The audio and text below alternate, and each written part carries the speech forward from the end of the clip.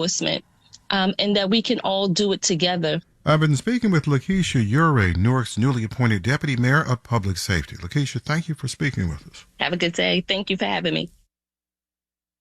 Support for WNYC comes from the Joyce Theater presenting Company Hervé Cubi, presenting Soul Invictus, a work-melding breakdance, martial arts, and capoeira with acrobatic feats, January 23rd through 28th. Tickets at joyce.org. At home or out and about, you're never too far from your mobile phone, which means you're never too far from WNYC. Live stream your favorite shows anytime. Just go to your browser and type in WNYC.org. On the next All of It, the Tenement Museum's newest permanent exhibit explores the life of a 19th century black family living in what would become Soho. We'll learn about it from the museum's president and a historian. Plus, psychiatrist and best-selling author Dr. Judson Brewer on his latest book, The Hunger Habit, Why We Eat When We're Not Hungry and How to Stop. I'm Allison Stewart. Join me for All of It, weekdays at noon on WNYC. Marketplace Morning Report is coming up next, and then in 10 minutes at 9 o'clock, it's the BBC NewsHour on WNYC. Let's check in with London to see what they're working on. London, good morning. Good morning, WNYC. I'm Nuala McGovern. On today's NewsHour, we'll discuss the inauguration of a controversial Hindu Grand Temple in the city of Ayodhya by India's Prime Minister. And should amateur golfers be eligible for professionals' prize money? That's BBC NewsHour coming up at 9 on WNYC.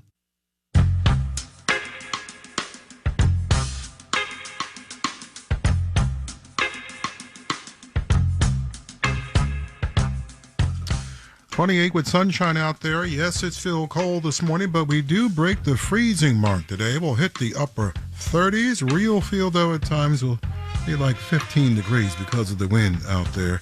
And then tomorrow, chance of afternoon rain, mostly cloudy, and we hit 40 for the first time in what seems like quite some time. And then on Wednesday, a better chance of rain and even warmer at 43.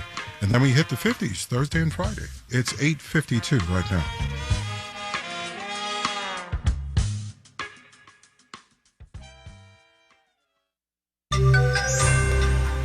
Boeing's problems just multiplied.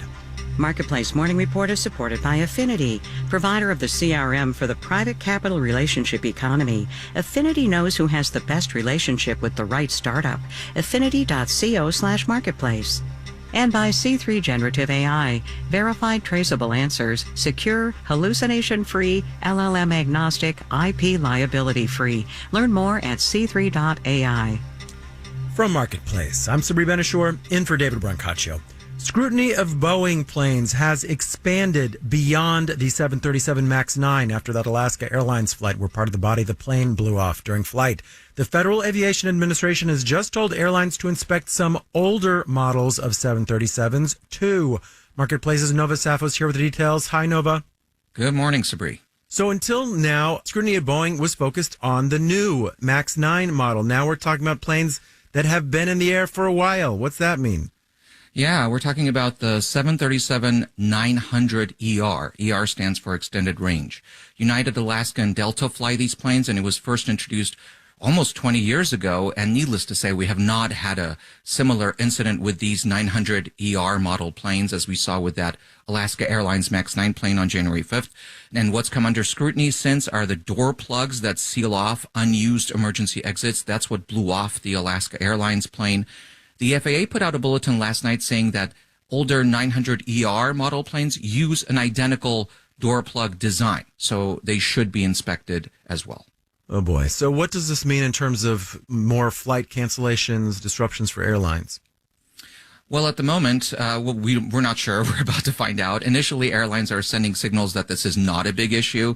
Alaska, United, and Delta all say they've already been inspecting 900ER planes, and so far, so good. MAX 9 planes, though, remain grounded, Sabri, and that was initially supposed to be just a matter of days. They're still grounded now.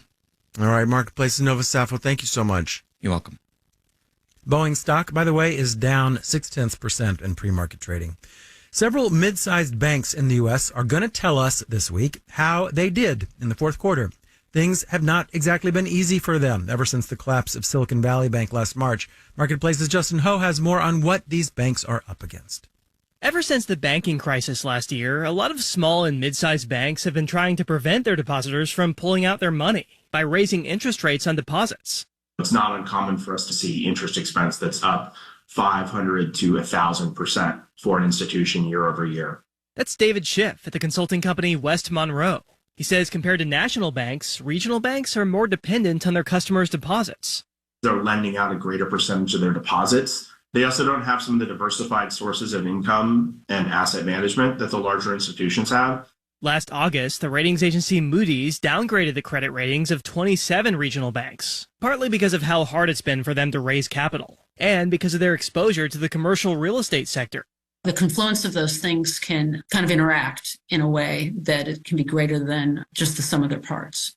That's Jill Satina, Associate Managing Director for U.S. Banks at Moody's. She says banks have tools they can use to respond to these challenges. For instance, pulling back on certain types of lending.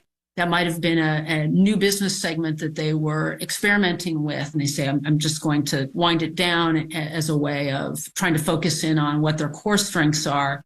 Banks might also try to reduce their exposure to riskier commercial real estate loans. Nate Tobick, the founder of Complete Bank Data, says that could mean making smaller loans when they're up for renewal.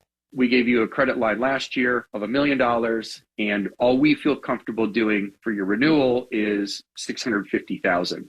Tobick says the pressures regional banks are facing probably aren't going away anytime soon. He says interest rates on deposits, for instance, are going to keep pressure on banks, even if the Federal Reserve decides to cut rates. It's not going to be back to 0% rates. And so this is sort of the new environment that we need to adapt to. Tobick says that means banks are probably going to stay fairly picky about who they lend to in the near future. I'm Justin Ho for Marketplace. Star-crossed lovers JetBlue and Spirit Airlines are appealing a decision from a federal judge blocking their merger plan. JetBlue wants to buy Spirit for $3.8 billion, saying it needs the low-cost airline to compete with even larger airlines. The Justice Department sued, saying this would actually make competition worse and raise prices. The federal judge agreed. Spirit Airlines, meanwhile, hasn't been profitable for years, and bankruptcy is a real possibility. Spirit Airlines stock is up 3.3% in pre-market trading. JetBlue's is down 0.2%. Let's see how the rest of the market is doing. Let's do the numbers. Dow, S&P, and NASDAQ futures are all up in the 3 to 0.6% range, with Dow futures up 98 points. The yield on the 10-year Treasury is 4.074%. And Macy's is sinking into a potentially nasty battle over who should own it. Two major investors offered $5.8 billion to take the company over. Macy's said no. Those investors have threatened to go directly to shareholders to force a possible takeover. For now, they're also considering just offering more money. Macy's stock is up 2.6% in pre-market trading. Marketplace Morning Report is supported by Fidelity. A dedicated advisor can help create a wealth plan for a full financial picture. Investment minimums apply. Fidelity Brokerage Services, LLC. And by Bitwarden. The Bitwarden Password Manager stores unlimited logins, secure notes, credit cards, and more with access on any device. More at bitwarden.com. A month-long fishing ban starts off the French Atlantic coast today. It affects all boats over 26 feet in length, fishing with most kinds of nets. France imposed the ban to protect dolphins. They've been increasingly washing up on French beaches this winter. The BBC's Hugh Schofield reports from Paris. It's the first time since World War II that there's been such an extensive fishing ban in the Bay of Biscay, with some 450 French boats, and many non-French ones too, confined to port or obliged to seek their catch elsewhere. Environmentalist groups that brought the legal action that led to the ban are delighted. They say that the number of dolphins being caught in nets and dying, mainly at this time of year, is increasing dramatically. Around 1,300 dolphins washed up on French beaches last winter, but that, say the groups, is only a fraction of the number that are killed. Fishermen, on the other hand, and others who live from their work are angry. They say that the ban is unnecessary because dolphins in the Bay of Biscay are not endangered and that the promised government compensation is not enough. That was the BBC's Hugh Schofield. In New York, I'm Sabri Benishore with the Marketplace Morning Report.